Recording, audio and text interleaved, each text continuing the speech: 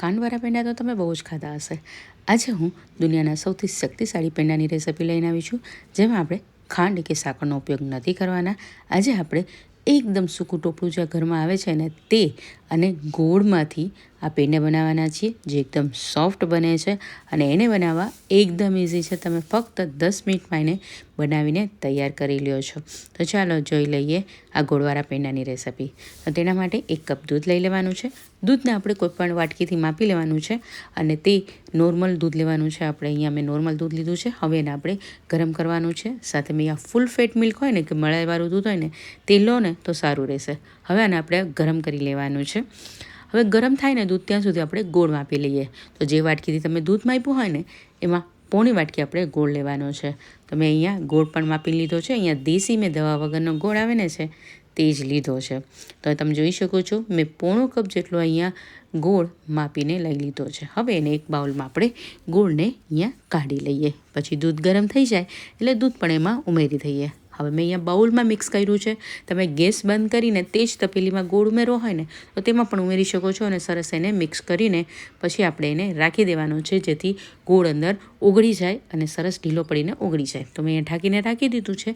ત્યાં સુધી આપણે ટોપરું સુધારી લઈએ. તો ટોપરાને નાના નાના કટકા કરવાની કોઈ જરૂર નથી. થોડા થોડા નાના પીસ થઈ જશે ને આપણે એટલે મિક્સરમાં પીસવાનું છે ને તો આરામથી એ પીસાઈ જાય. એટલે મેં આવી રીતે નાના નાના ટુકડા કરી લીધા છે. રફલી ટુકડા કરી લેવાના છે, જેથી એને આપણે મિક્સરમાં પીસી શકીએ. અહીંયા મોટી સાઇઝનું જો એક ટોપરું હશે ને તો એનાથી આરામથી એટલું થઈ જશે. હવે આમાં આપણે પાણી નથી નાખવાનું અને એકદમ બારીક એનો પાવડર કરી લેવાનો છે.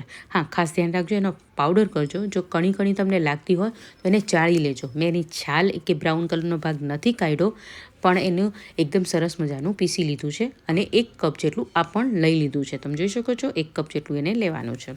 પછી તમે જોઈ શકો છો ગોળ અહીંયા સરસ મજાનો ઓગળી ગયો હશે. 5 મિનિટમાં ગોળ ઓગળી જાય છે, એને વાર નથી લાગતી. પછી આપણે એને ગાળી લેવાનો છે, જેથી અંદર કોઈ પણ રેશા હોય તો એ નીકળી જાય અને ગોળ ના ઓગળો હોય ને તો તે પણ ગળાઈ જાય. તો આ રીતે એને ગાળી લેવાનો છે. તો તમે જોઈ શકો છો ગળાઈ ગયો છે. આવી રીતે ગાળી લીધા પછી આપણે એને નિતારીને લઈ લેવાનો છે, જેથી ગોળ સરસ ગળાઈ ગયો હોય. હવે એમાં ટોપરું આપણે જે રાયકું માપીને ઉમેરી દેવાનું છે અને અડધો કપ જેટલો અહીંયા મિલ્ક પાવડર લેવાનો છે. મિલ્ક પાવડર ના હોય તો 10 રૂપિયાવાળા જે ડેરી વ્હાઇટનરના પેકેટ આવે છે તે લઈ શકો છો. અને એ પણ ના લેવું હોય ને જો માવો હોય તમારી પાસે તો મોળો માવો લઈ શકો છો. ઇવન ગળ્યો માવો હોય તો થોડું ગોળનું પ્રમાણ ઓછું કરી દેજો. હવે આને સરસ મિક્સ કરી લીધા પછી આપણે ગેસ ઉપર એને ફૂલ ગેસ ઉપર ઉકાળવાનું છે.